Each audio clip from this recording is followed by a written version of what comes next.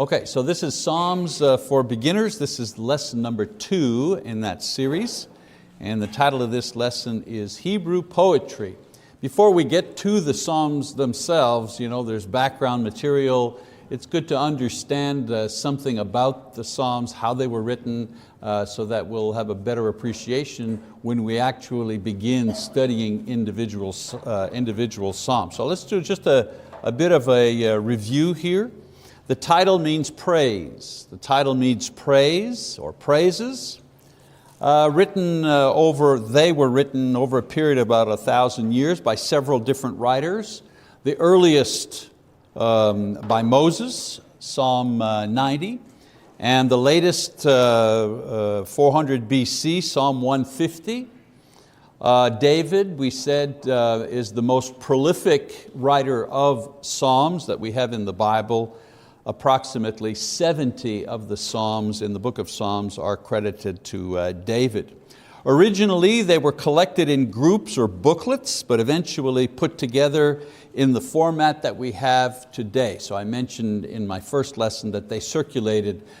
Some of them were by themes or special words or by types, and then eventually collected into the format we have, 150 Psalms, 5 divisions, and these do not include all of the Psalms in the Old Testament. So there are Psalms in various books of the Old Testament, but the most are contained in the book of Psalms, 150. Also said that they were used in the Old Testament as a Jewish songbook, sung to the accompaniment of instruments during David's time. They were also used in synagogue worship. In synagogue worship, there were no instruments. It was strictly a cappella. Used in the early church as a hymn book, again, without instruments. And I said that various versions of our songbooks today, songs of the church or various versions of that have upwards of 125 songs that are based on the Psalms. So there's about 125, 126 songs in our songbook based on one or another psalm. Also, I mentioned that Psalms they're all important books, but Psalms is important in its own way. It's the most quoted book in the Old Testament from the New. In other words, when they quote, when they go and pull quotes from the Old Testament in the New, the book of Psalms is the book where most of the quotes come from in the New Testament. Also, there are many messianic references in the book of Psalms, in other words, prophecies about the coming of the Messiah, and that's exactly what Brother Dayton was talking about, the types, the messianic types of Psalms. Also, Jesus confirmed their inspiration by quoting them himself. And also, just from a poetic perspective, they're universal in nature. They have a timeless appeal. I think we looked at Psalm 23. The Lord is my shepherd. You can be English or French, you can be German, you can be Polish, you can be Chinese, you can be anything you want. When you read the Lord is my shepherd, you read it in the 18th century or the 12th century or the 21st century, that psalm speaks to you because of its beauty and its timelessness, universal quality. All right, so tonight we're going to move from the history and the authorship of the different psalms to the poetic style of the Psalms. Very important to understand how they were written in order to be able to grasp the meaning of them.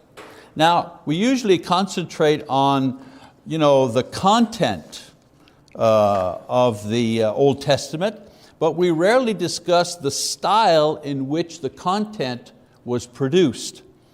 So most of the Old Testament is written in poetic form as opposed to a narrative form. And this is in line with what we know about the writings of other ancient civilizations of that era.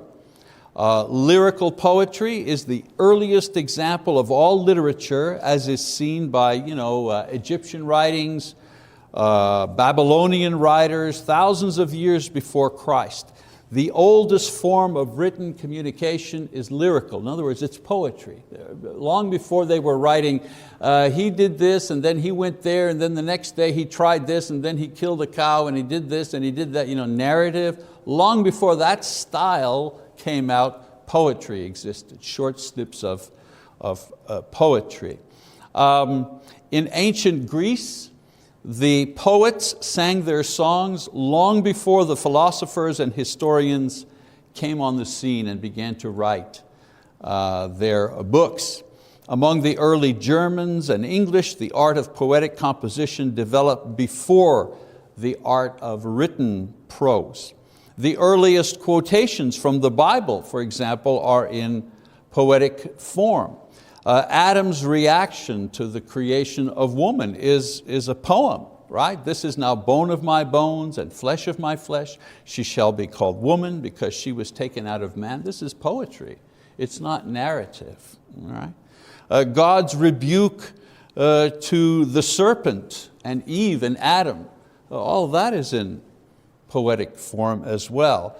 Another example is Lamech.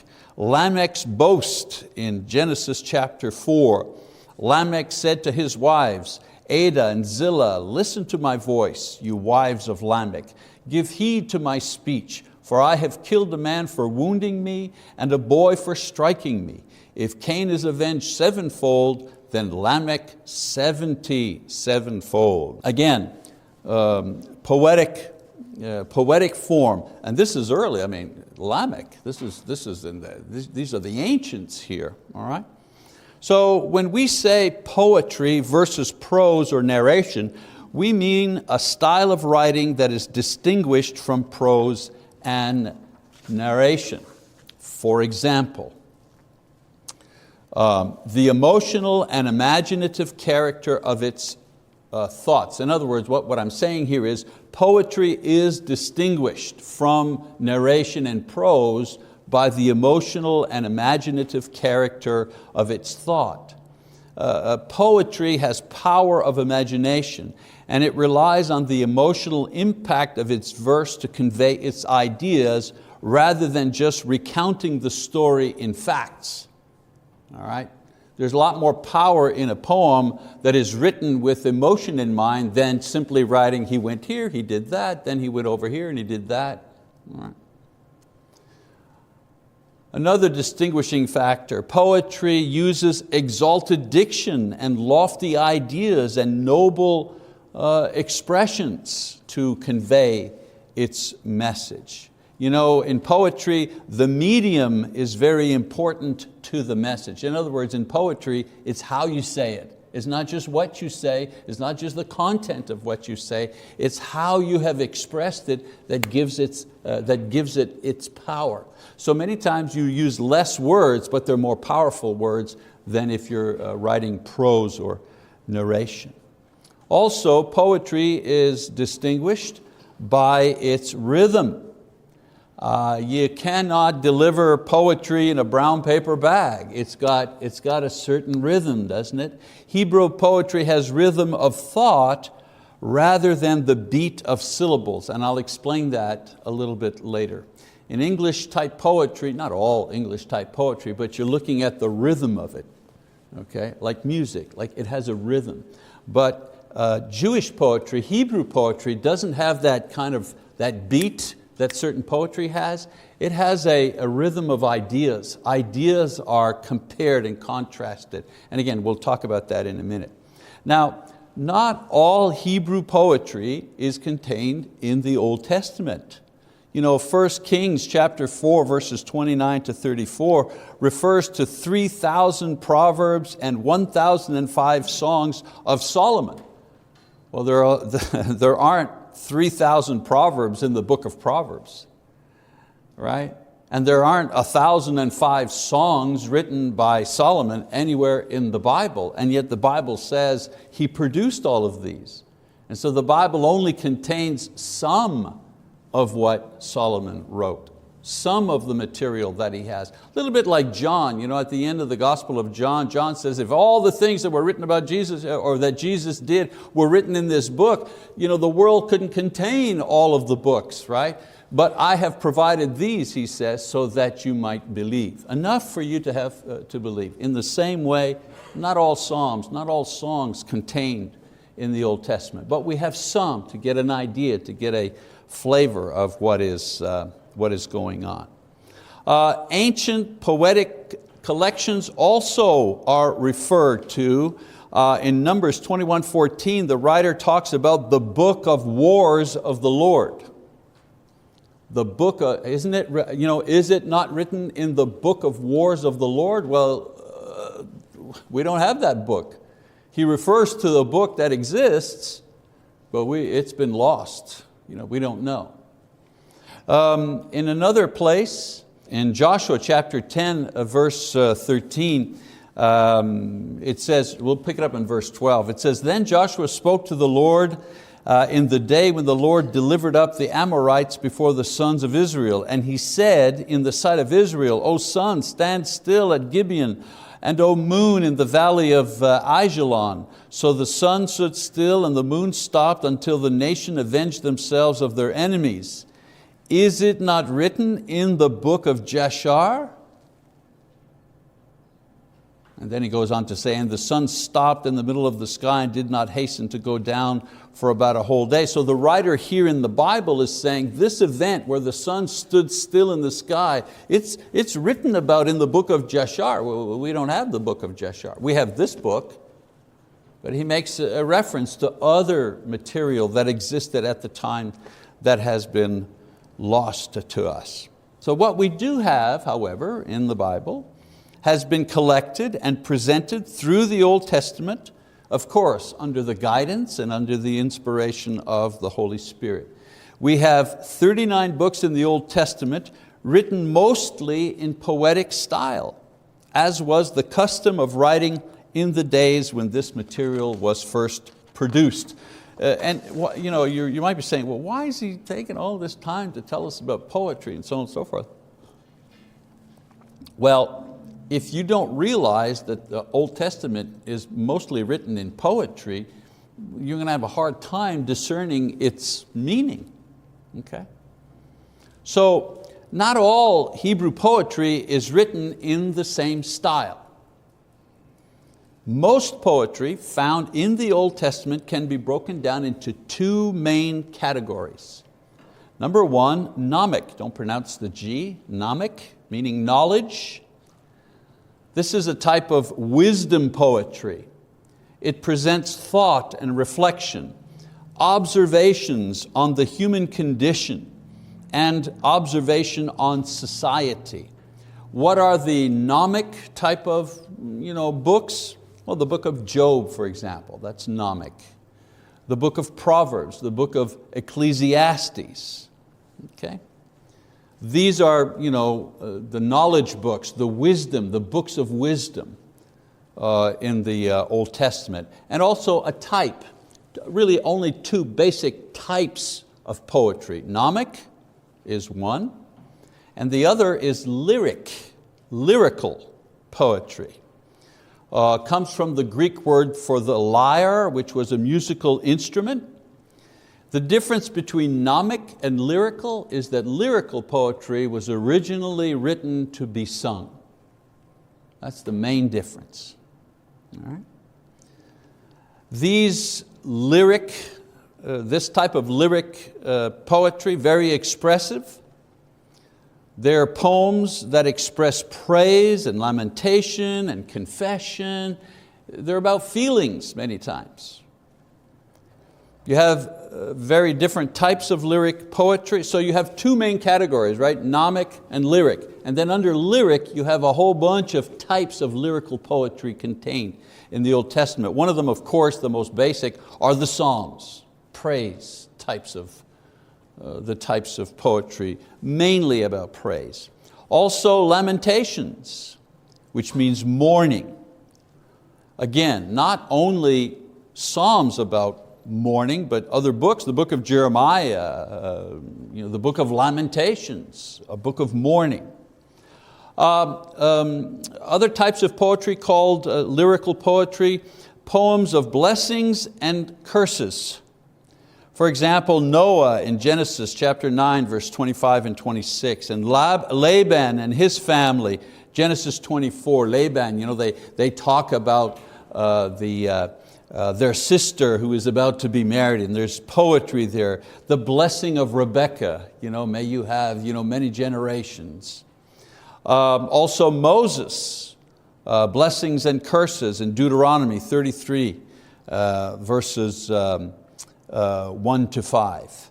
So the blessings and curses, especially Moses, he says, this is what's going to happen if you obey God. And he names all the blessings that'll happen. Your crops won't fail, and your animals will produce, and you won't be sick, and no one will harm you. Those are the blessings. But if you disobey, this is what's going to happen to you. You'll grow crops, but you still won't have enough, and the invaders will come on your land, and the diseases that the Gentiles have, you'll have these diseases, and so on and so forth.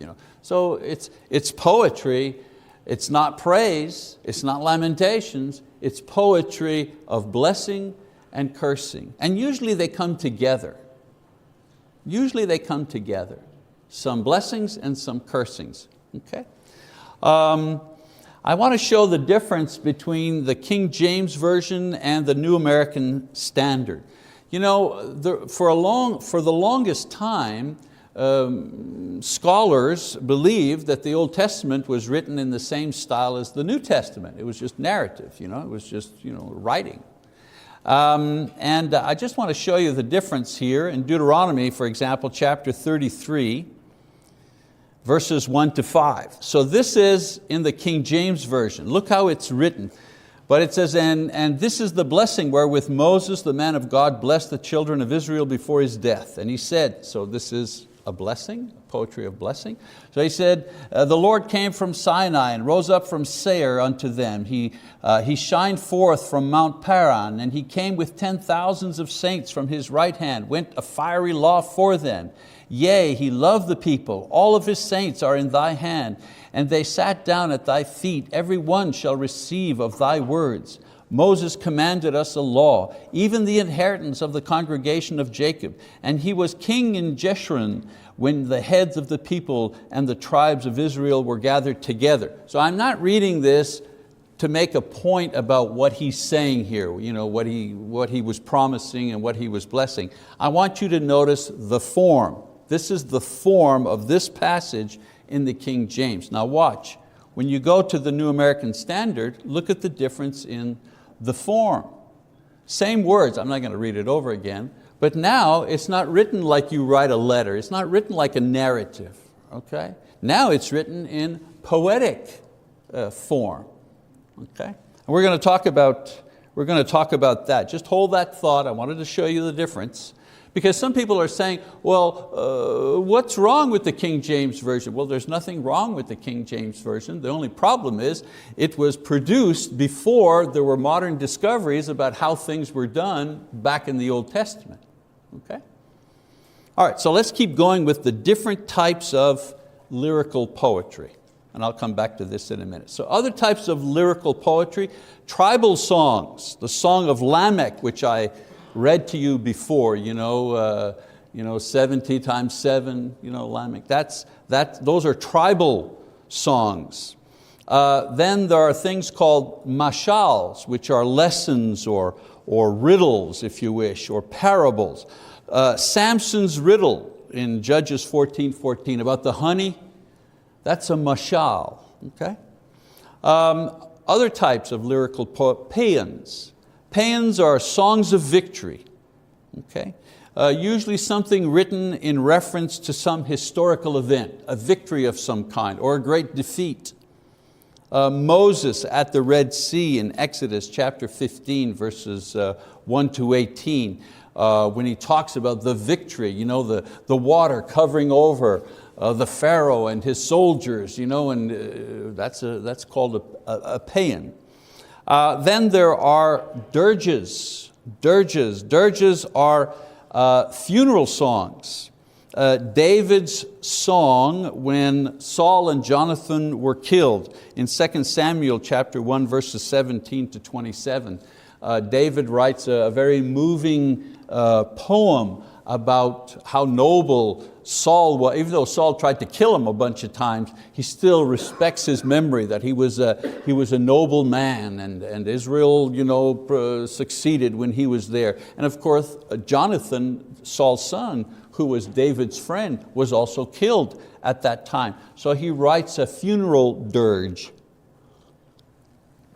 or song in order to honor these fallen men. So there are other types, but those are the 7 main types of lyrical poetry that you will find in the Old Testament. And within each book you find different types of poems, okay? Different styles. All right, so there you have the 2 main categories: gnomic, wisdom literature; lyrical, which is expressive and emotive; and then under lyrical you had those 7 different types of poetry that we just talked about briefly. All right, so those are the types. So let's talk about the characteristics, the little things that happen, the little devices within the poem itself that give it a little punch, that give it not meaning, but that give it some sort of essence. All right. So the first characteristic of Hebrew poetry is rhythm. Rhythm. Most scholars agree that there is rhythm in Hebrew poetry, but not Western style rhythm. I don't mean country and Western here. I mean Western civilization type. As I said earlier, the rhythm doesn't follow the number of syllables, but rather the pattern of ideas. So Hebrew poetry was divided into lines, and each line was broken into 2 or more parts called sticks. S-T-I-C-H-S, pronounced stick, like a stick, breaking a stick. So you had a line of poetry, and the line was broken into 2 or more sticks. Usually 2 or 3 sticks with several words each. So here, for example, in Psalm 54 verses 1 and 2, "Save me, O God, by your name, and vindicate me by your power." That's one line, but it's been divided into 2 sticks. You see that? "Hear my prayer, O God, give ear to the words of my mouth." That's a second line, divided into 2 sticks. Now usually there were 2 or 3 sticks with several words each. Now they also stressed words in a stick that might have a variable meter, indicating where the emphasis should be pronounced. They emphasized words. See, we're so used to Western type poetry or music or lyrics, where things rhyme. Moon, what's a word for moon? Moon, boom. Shine, mine, okay? Hebrew poetry doesn't work like that. They emphasized words. So it would be, "Save me, O God, by your name, and vindicate me by your power. Hear my prayer, O God. Give ear to the words of my mouth." That was the way that if you were doing orally, they emphasized words, not necessarily words that rhymed with each other. They simply emphasized words to give more power to an oral reading. So you had rhythm. Okay? Another device, rhyme. That's easy to talk about rhyme. There was no planned rhyme scheme in Hebrew poetry. That's the big difference between it and much of Western poetry. When there was rhyme, it occurred simply as a coincidence. It was never planned. So rhythm, rhyme. Now let's look at some devices, little tricks, little things that they did to embellish. That's the word I was looking for before. In order to embellish their poetry, to give it some shine. Okay. One of the devices is called assonance. In assonance, similar sounding words that have different meanings. So in Jeremiah chapter 1, verse 11 and 12, it says, "The word of the Lord came to me saying, 'What do you see, Jeremiah?' And I said, 'I see a rod, an almond tree.' Then the Lord said to me, 'You have seen well, for I am watching over my word to perform it.'" So you read that in English, don't mean nothing to you. What do you see? I see an almond tree. And then God says, "And I'm watching my word." But in the Hebrew, the word for almond is shaked, okay? And the word for watching is shoked. Shoked. The idea is that the almond tree is the first one to bud in the spring. And so the idea here that Jeremiah is writing about is that God is always the first to see how people are to react to Him and His will. Just like the almond tree is the first one to bloom, God is the first one who is watching, is the first one to see who is responding first to His will. You're saying, wow, pretty subtle, right? Pretty subtle. So, and most of the devices that they use are very, very subtle. The point is here is that this similarity between the tree and God's watching is highlighted by the device of assonance, where the two key words sound alike. Okay, almond and watching. All right, another device that is used, acrostic. Now we're a little more familiar with this idea because we use this in English poetry as well. Acrostic, where the lines in a poem begin with the succeeding letters of the alphabet. There are 22 letters in the Hebrew alphabet. So you would have, for example, Psalm 25 has 22 verses, and it's an acrostic where every line begins with the successive letter in the Hebrew alphabet. So it's as if you had a poem and the first word in an English poem were, apples are wonderful in June, and the second line would begin, because we love apples, and then the third line would be, come and see the apples. As you can see, I'm not much of a poet, but you get the idea. Each line begins with a successive letter of the alphabet. This was a device often used in Hebrew poetry. In Lamentation chapter 3, the chapter is a triple acrostic in that it repeats the alphabet 3 times. It starts at the beginning, does 22 letters, and starts again and does another 22 letters, and then another 22 letters. Again, very subtle. Okay? Wait till we get to Psalm 119, you'll see some of the really cool things that the writers did with that. So we're talking about devices, right? So acrostics were another type of device that they used, again, to embellish their poetry.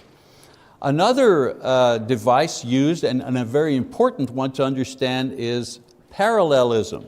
The Old Testament scholar Robert Loth, who lived in the 18th century, discovered the use of this device, especially in the Psalms. Loth realized that unlike Western poetry, where rhythm and beat was demonstrated in a poem by stressed words or a rhyme, like I remember a poem from my days when I was in Catholic school in Quebec, and in Flanders Fields, if you're Canadian, you remember, in Flanders Fields the poppies grow between the crosses row on row, and it just goes like that. A kind of a beat that you recognize, and a rhyme scheme. It goes, the rhyme scheme goes through all the way through the poem like that. Okay? Hebrew poetry had a definite pattern of rhythm, but it was between its ideas and not its words.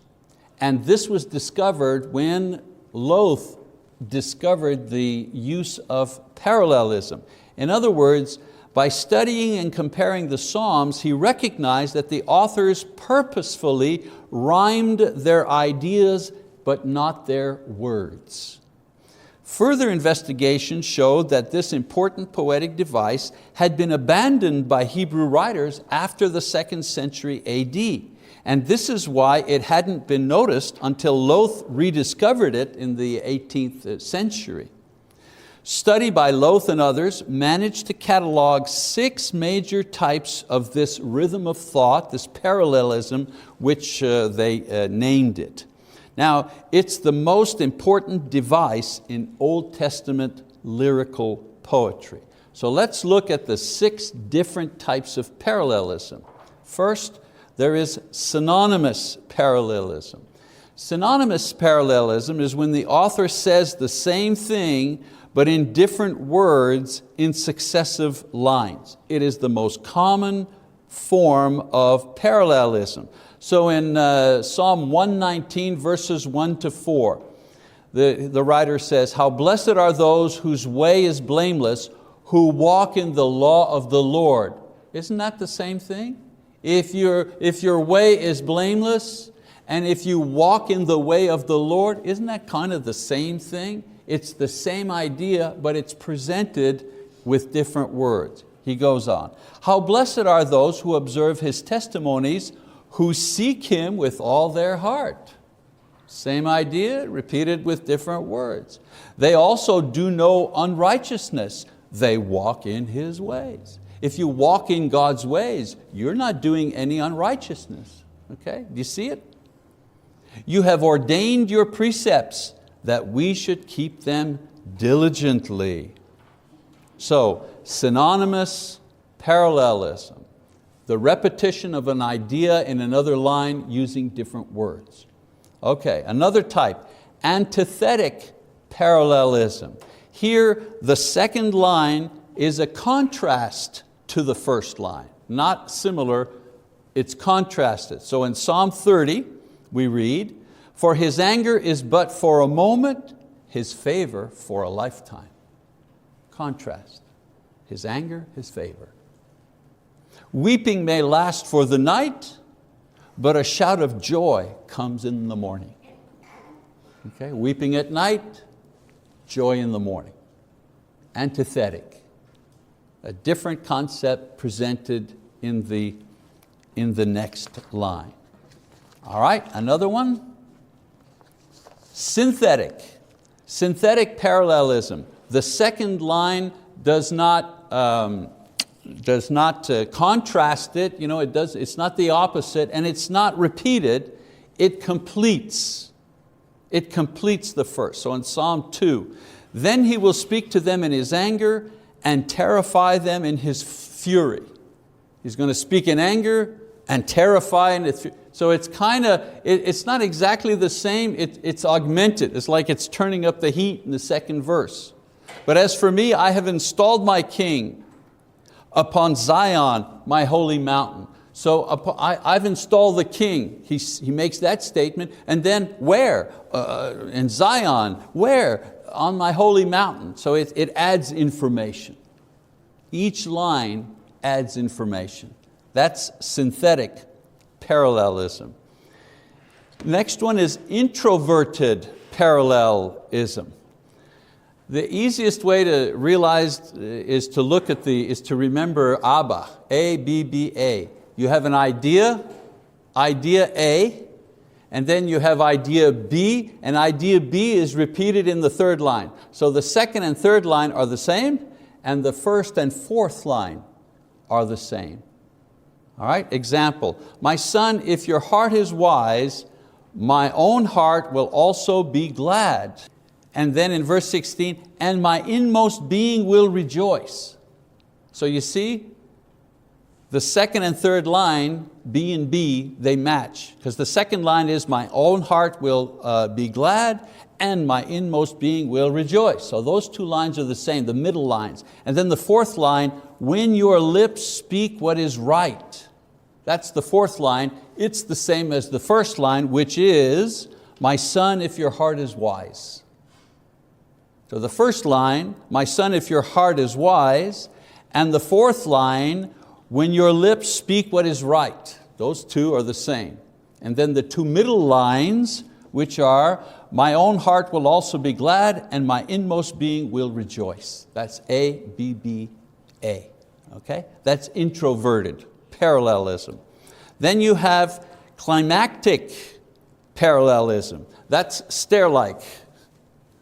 That's building to a climax. One line picks up words from the previous line and builds, and the next line does the same. So in Psalm 93, verse 3, it says, and I'll give you the lines, the floods have lifted me up, O Lord, one line, one stick. The floods have lifted up their voice, second stick. The floods lifted up their pounding waves, third stick. So climactic, building to a climax, adding material to build to a climax. That is climactic or stair-like.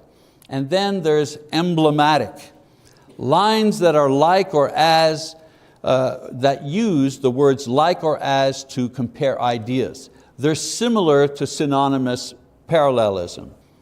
As far as the east is from the west, so far has He removed our transgressions from us.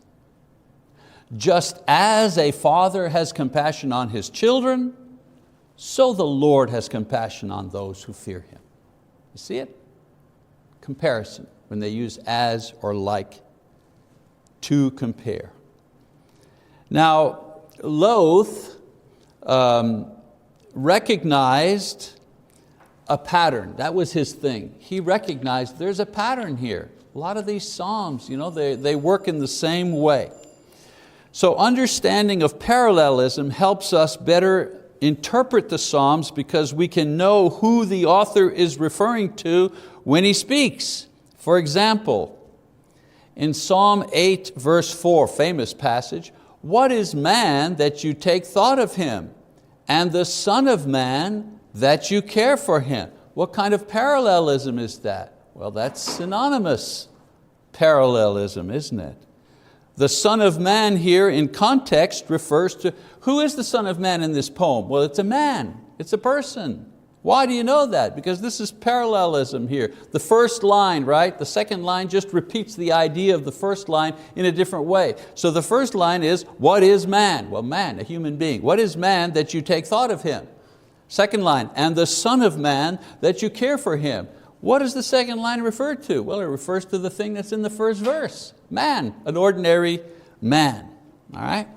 Now the Hebrew writer takes this particular scripture and in the light of New Testament understanding connects this to Christ. So we get this here in Hebrews. In the New Testament it says, what is man that you remember him? He goes and gets that idea. Or the Son of Man that you are concerned about him. Now watch, in the Hebrew writing, he gives some meat to this frame here. He explains what this means. Then he goes on, you have made him for a little while lower than the angels. You have crowned him with glory and honor. You have appointed him over the works of your hands. You have put all things in subjection under his feet. For in subjecting all things to him, he left nothing that is not subject to him. But now we do not yet see all things subjected to him. So in the Old Testament, the writer was simply referring to a man. And he was making the point, who are we human beings that you would actually pay attention to us? We're nothing, we're so weak and sinful, and yet you pay attention to us. You worry about us, you give us things. That's the point he's making. The New Testament writer, the Hebrew writer, he goes back and he grabs that passage, brings it into the New Testament, and in the light of revelation about who Jesus is, he takes this passage and he makes something more out of it. So he says, who is man? And then he says, or the Son of Man. Now he's referring to Jesus, and we know he's referring to Jesus. Okay?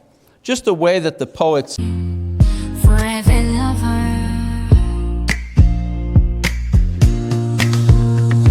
in the depths of the darkest night, your love shines through, a guiding light.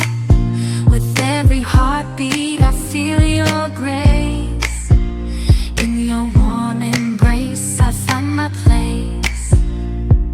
Darling, don't cry, don't shed a tear, for I'll be your fortress, I'll always be near. Though storms may rage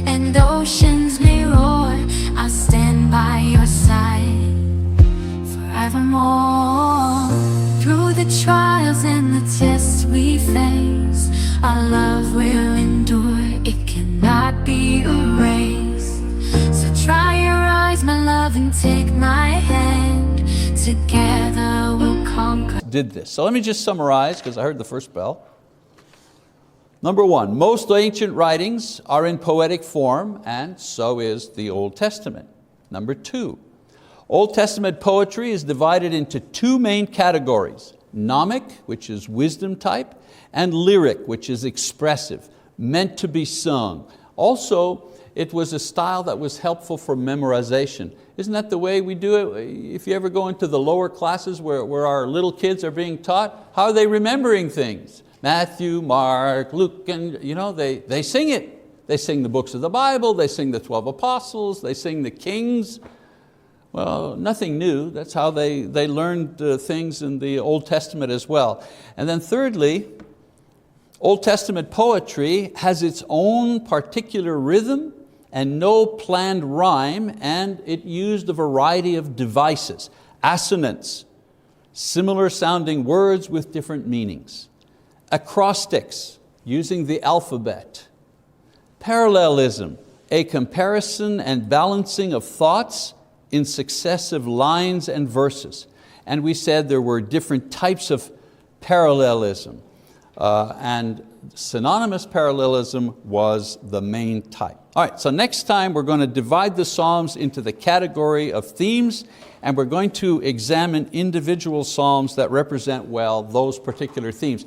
And I mean, there's a reason why I jammed all of the technical stuff about Hebrew poetry into one lesson. I think you'll find it useful as we go on. You're going to start recognizing, oh yeah, that's synonymous parallelism. Oh, that's an acrostic. It'll be a much more enriching study if you understand some of this technical background here. Okay, that's it for this time. Thank you for your attention.